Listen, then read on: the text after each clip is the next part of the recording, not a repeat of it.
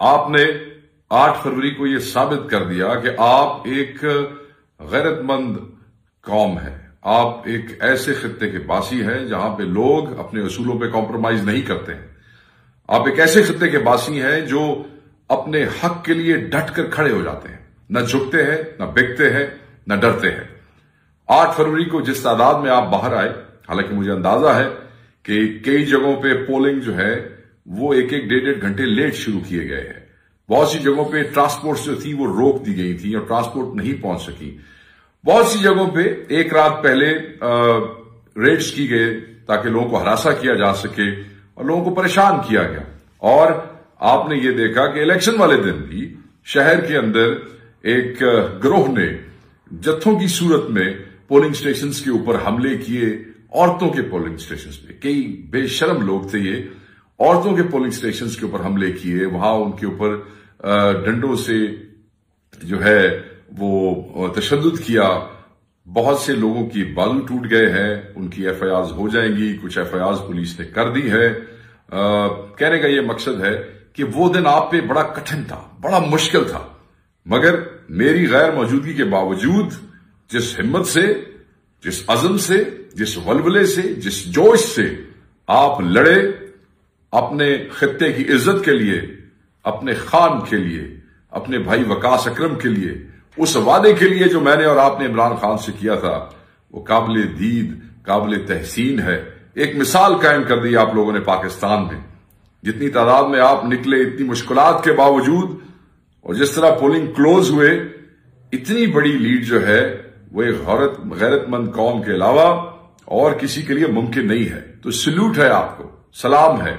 دیہاتی علاقے کے لوگوں کو سلام ہے، شہری علاقے کے لوگوں کو سلام ہے، جھنگ والوں کو سلام ہے، NA 109 کے رہائشی باسیوں کو سلام ہے. اور سلام پیش کرتا ہوں میں PP 127 کے رہنے والے لوگوں کو جنہوں نے اس دن ایک جتھے کا مقابلہ کیا. نہ صرف ایک طرف فستائیت تھی بلکہ ایک جتھے کو کھلا ہاتھ دیا گیا جس نے وہاں سے ڈبے چرانے کی کوشش کی. بہرحال ہم قانون پسند لوگ ہیں، قانونی چارہ جوئی ہوئی ہے، ہو رہی ہے، اور کیا اسے کہتے ہیں کہ لا ول ٹیک اٹس کورس. قانون اپنا راستہ خود بنائے گا اور انہیں پتہ لگ جائے گا کہ قانون ہاتھ میں لینے کا انجام کیا ہوتا ہے. سو آپ لوگوں کو مبارک ہو. میرے پاس تو الفاظ ہی نہیں ہے کہ کس طرح میں اتنی محبت کا جواب صرف یہ کہہ کے دے دوں کہ آپ کا بڑا شکریہ. میرے عزیز، میری تو نسلیں لگ جائیں نا آپ کی خدمت کرنے میں، آپ سے اس محبت کو واپس شیئر کرنے میں، تو شاید میں پھر بھی آپ کا بدلہ نہ دے سکوں.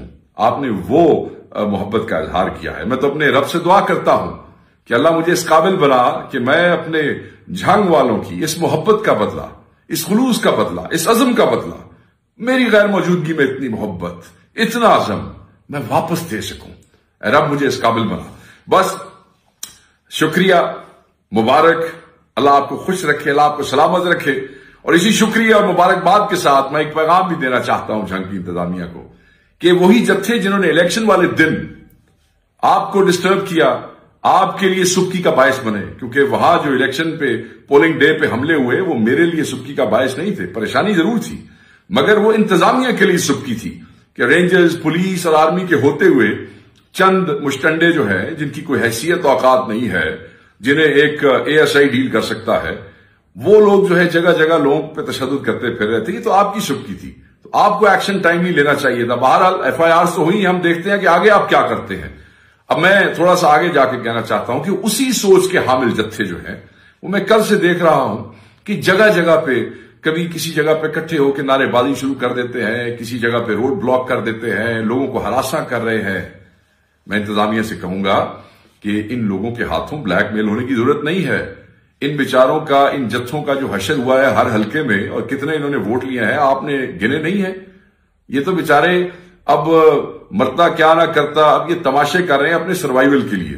میں صرف آپ کو یہ کہوں گا کہ جیسے یہ لوگ آپ کے لیے سبکی کا باعث بنے ہیں الیکشن والے دن،